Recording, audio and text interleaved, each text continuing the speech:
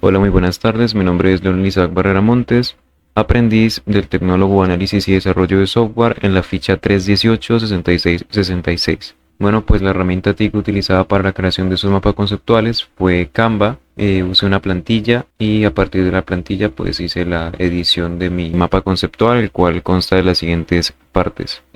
Acerca del software lo hice acerca del origen de Windows y de hardware lo hice acerca de las memorias RAM.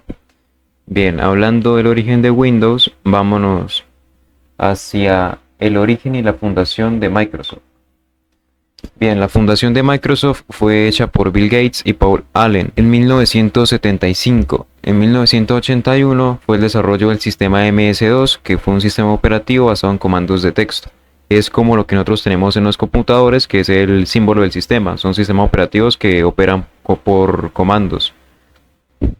Bien, seguido a esto, en 1983 se hace el anuncio del proyecto Interface Manager, que posteriormente se renombraría como Windows.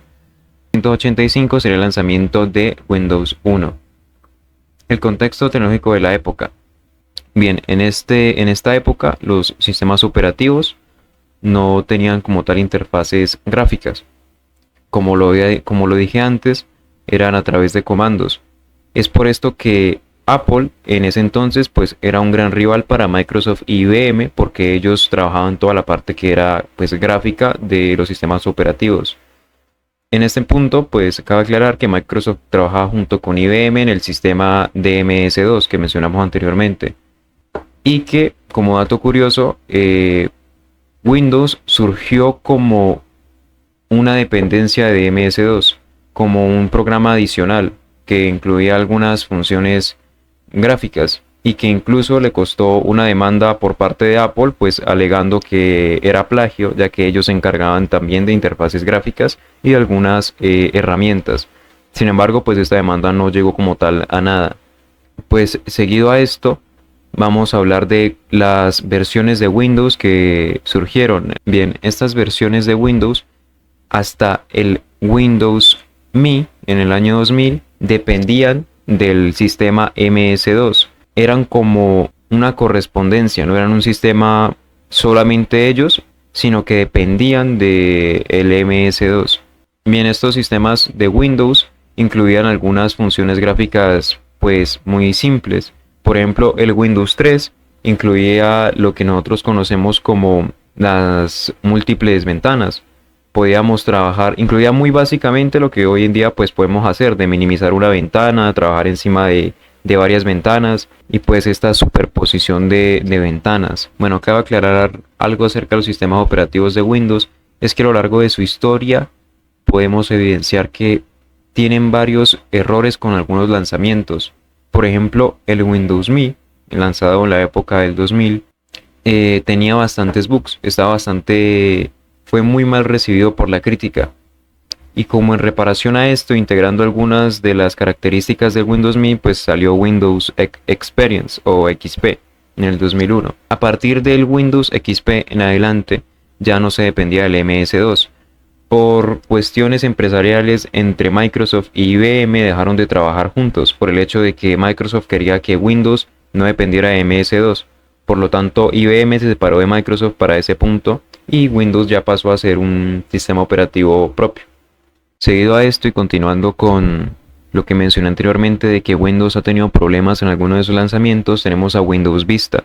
Windows Vista pues tenía una nueva interfaz, mejoras y un sistema operativo lanzado en 2007 que tenía nuevas interfaces, mejoras en seguridad y búsqueda, pero que fue muy mal recibido por la crítica porque tenía requerimientos de hardware muy elevados y además que tenían problemas de compatibilidad. Incorporando los sistemas operativos anteriores, las características, salió Windows 7. Windows 7 fue bastante bien considerado y fue, como por decirlo así, la mejora de Windows Vista. Fue el sucesor, pero sin tantos errores y sin tantos requerimientos de hardware. Y continuando cronológicamente sale Windows 8 y Windows 8.1. Windows 8, continuando con los errores de sistemas operativos que ha sacado Windows, fue mal recibido por la crítica porque borraron el botón de Windows, la tecla de inicio de Windows, y además de que pedía bastante al hardware, era bastante pesado el sistema operativo. Por lo tanto, pues lo arreglaron, por así decirlo, en su versión Windows 8.1. Inclusive es la que actualmente pues se descarga. Uno nunca descarga un sistema operativo en un computador viejo Windows 8, sino uno descarga la Windows 8.1, porque la 8 venía con errores. Bien, siguiendo tenemos a Windows 10, que es el que se usa en la actualidad, y el Windows 11, que lo que más se puede evidenciar, lo que más implementa es las tecnologías de inteligencia artificial, que es algo que menciono acá. Innovaciones recientes y futuro de Windows. La integración de la IA. En el Windows 11 existe un asistente con IA que se llama Copilot, que sirve para ayudar en tareas como redacción, resolución de problemas y búsqueda de información, además de que se agregó inteligencia artificial para las aplicaciones básicas que tiene Windows, como lo es el bloc de notas, el Paint o las herramientas de recorte. Y el futuro para la compañía de Windows es que está previsto un lanzamiento del sistema operativo Windows 12 que se espera para finales de 2025, con una mejor interfaz de usuario y claramente, como apunta el futuro, pues una nueva incorporación de la inteligencia artificial más profunda y con requisitos de hardware más actualizados. Bien, eso sería lo que viene siendo el origen de Windows. Y ahora hablando de hardware, acerca de las memorias RAM. Yo hice tres clasificaciones, bueno, tres conceptos, tres divisiones en los que voy a abarcar este tema, ¿no? ¿Qué es una memoria RAM? ¿Qué es dual y quad channel? ¿Y cuáles generaciones de RAM existen? Bien, entonces partiendo de ¿qué es una memoria RAM? La memoria RAM es una unidad de almacenamiento volátil. ¿Qué quiere decir esto? Que depende de un voltaje para funcionar. A diferencia de los discos duros son no volátiles. Es decir, aunque el computador esté apagado, pues la información almacenada en el disco duro no se va a borrar. A diferencia pues de la memoria RAM, que apenas usted apague y reinicie el computador, pues se va a borrar la información. Y de hecho eso es en sí mismo lo que significa RAM. Random Access Memory, memoria de acceso aleatorio. Son datos que le van llegando que haga el usuario, ¿no? Abrir pestañas de Google, usar juegos, abrir datos que le van llegando y que se almacenan de forma, digámosle así, temporal. Bien, las memorias RAM podemos clasificarlas según su ciclo de reloj y según su tamaño. Bien, pues según su tamaño los clasificamos en SODIMM o DIMM. Las que se usan en los computadores de escritorio son el formato DIMM, es decir, Dual Inline Memory Mode. Son las alargadas, son usadas en los computadores de mesa, de escritorio y pues que ampliamente son usados en todos lados del mundo. Y están los formatos SODIMM, que son las memorias pues de tamaño chiquito que se usan en los portátiles. Bien, el tamaño aproximado de estas SODIMM es de 67 milímetros de largo, la mitad de un DIMM estándar. También el número de pines varía según pues la generación de DDR y que su diseño es compacto, que ofrece funcionalidad similar a los DIMM en un formato pues reducido, claro, para los portátiles. Y que pues las DIMM tienen un tamaño de 133 milímetros de largo, pues también el número de pines varía según la generación. Bien, eso con respecto a las memorias según su tamaño y según su funcionamiento a través de ciclos de reloj, es decir, a través de su frecuencia, podemos clasificarlas en SDR y DDR. Cabe aclarar algo, las SDR son tecnología antigua prácticamente, las que se usan hoy en día es DDR. SDR es una sigla que significa Single Data Rate Synchronous DRAM, es decir, solamente una salida de un ratio de datos sincronizado, es decir, que solamente es uno por cada ciclo de reloj, a diferencia de las DDR que son dobles, como dice su sigla, Double Data Rate Synchronous DRAM, es decir, que transfiere los datos dos veces por cada ciclo de reloj. Obviamente, pues las DDR van a ser mucho más eficientes que las SDRAM. Son las que pues hoy en día se usan y que son sus generaciones DDR1, DDR2, etcétera. Más adelante pues voy a abarcar sus generaciones. Ahora hablando de qué es Dual Channel y qué es Quad Channel. Dual Channel se entiende como duplicar, bueno, coloquialmente se entiende como duplicar el ancho de banda en la memoria RAM. ¿Esto cómo se hace? Pues se hace teniendo dos memorias RAM idénticas, colocándolas en una placa base, pues que permita, una placa madre que permita el Dual Channel.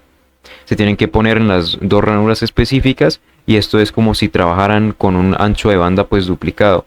El ancho de banda pues está dado por una fórmula matemática, el cual es la frecuencia con la que trabaja la memoria por 64 dividido entre 8, y esa va a ser la cantidad de megas por segundo que trabaja pues una memoria RAM y se multiplica por 2 si está en el dual channel. Por ejemplo, una de 1333 MHz se multiplica por 64 y se divide entre 8, daría un total de 10.666 megas por segundo, lo que es lo mismo a decir 10.6 gigabytes por segundo.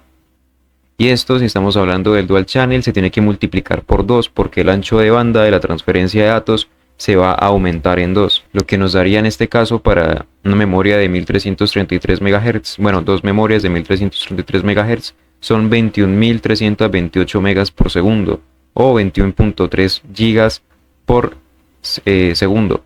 Recordemos que para hacer dual channel las memorias deben ser de la misma, tienen que tener la misma frecuencia y deben ser idénticas. Algo similar pasa con el quad channel, pero solo que no se hace con 2 memorias, sino que se hace con 4 memorias RAM. Bien, siguiendo con la cronología, tenemos ahora las generaciones de DDR que son las actuales, pues que existen. Está la DDR1, la clásica del año 2000, que es la primera generación de memorias de doble tasa de transferencia. Obviamente pues no tienen el ancho de banda que se tiene las memorias de hoy en día. Estas tenían un ancho de banda de hasta 3.2 GB por segundo y como nosotros dijimos en el ejemplo de una de 1300 MB llegan hasta las 10 GB por segundo. Entre cada generación podemos ver un aumento de las frecuencias y pues claramente la disminución también del consumo del voltaje, eran más económicas en consumo de energía. Pasamos de tener un ancho de banda de 3.2 GB a 6.4 GB y seguido sale la generación DDR3 del 2007 que aumenta aún más su capacidad de ancho de banda en 14.9 GB. También tenemos la DDR4 que aumenta su ancho de banda hasta 25.6 GB y consume menos voltaje, 1.2 voltios, considerando a las anteriores, inclusive a la primera generación que consumía hasta 2.5 voltios, siendo pues mucho más eficiente no solamente en la frecuencia, en el ancho de banda, sino también en el consumo energético. Y por último tenemos las DDR5 que vendrían siendo pues las más actuales que usan los computadores actuales, que usan frecuencias desde 4800 MHz hasta 6400 MHz y operan a 1.1 voltios. Claramente depende pues de la memoria RAM del fabricante, pero se hicieron, podemos evidenciar que a lo largo de las generaciones se hicieron mucho más económicas en el consumo energético. Pasamos de la primera generación de consumir 2.5 voltios a consumir apenas 1.1 voltios y de tener pues un ancho de banda mucho más rápido considerablemente a las primeras generaciones. Bien, ese fue mi video acerca del software, del origen de Windows y el hardware acerca de qué son las memorias RAM y cómo funcionan.